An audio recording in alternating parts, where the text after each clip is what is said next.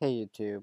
Today I wanted to make a video because some dude messaged me on what screen recording software I use. And the answer is I actually use two. And the two I use are QuickTime Player and Screenflow. And the reason why I use two, actually I'll explain in a second. But in this video I'll explain why I use two, how to use both of them, and I'm also going to compare the two softwares. So first off, I'll start with QuickTime Player. Pretty much QuickTime Player, I'm recording this right now with ScreenFlow. Pretty much QuickTime Player is a built-in Apple developed software which you can do screen recordings, sorry, screen recordings, audio recordings, and movie recordings. I only use it for screen recordings, but pretty much shit, I did it again. You hit screen recording and it will open up this tab. Hit the red button, it'll start recording. You can configure if you want to use your microphone, click show your mouse clicks in the recording. And it's a pretty easy to use recording software. Once you record it, it'll open up the video in like a big tab, and you can save it, export it, upload it to YouTube, everything. Now what's good about this program is it's built into your Mac. It's like once you buy it, once you open it up, it'll be there. It's Apple developed, it's safe, it's everything. But I find it is a lot slower than ScreenFlow. You can probably notice the difference in the recordings. I find QuickTime Player uses up much more RAM. It slows down your computer much more when you record with it, and it's also, for the amount it slows down, the quality isn't really that much better at all. But what's good about it is it's free, obviously. It's Apple developed, and also um, ScreenFlow. Once you record a video, you have to export it and then upload it.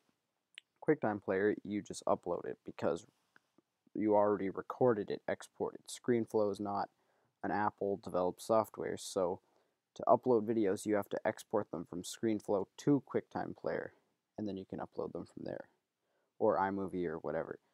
But you cannot upload them directly from ScreenFlow, which kind of makes QuickTime Player better in that aspect. But now I'm going to talk about ScreenFlow.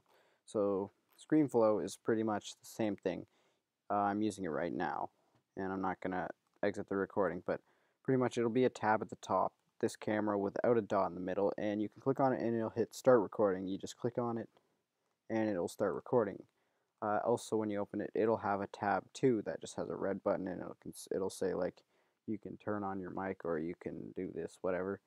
And then you can just stop the recording. There's also a key binding for it. You can pause the recording and do whatever. Now, what's good about it is does it does not slow down your computer nearly as much as QuickTime Player, um, which is pretty much the main reason. Also, it has better editing, I guess. Directly, you can edit within the software itself. QuickTime Player, you'll have to export it to something else if you want to edit. And it has some special features to it where you can, you can like pause the recording, which is something you can't do with QuickTime Player. Also, when you finish the recording, you can like combine two, add music directly, and export it from there. But what's bad about it is you can download it from the App Store. You don't start with it. You download it from the App Store, but it is $90 for the full version. The free version is terrible. It leaves a watermark like this big, but the full version is $90.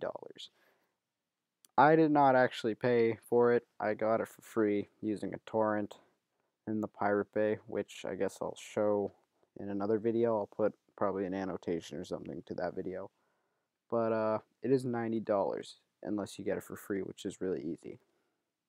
So yeah, there are the ups and downs of each.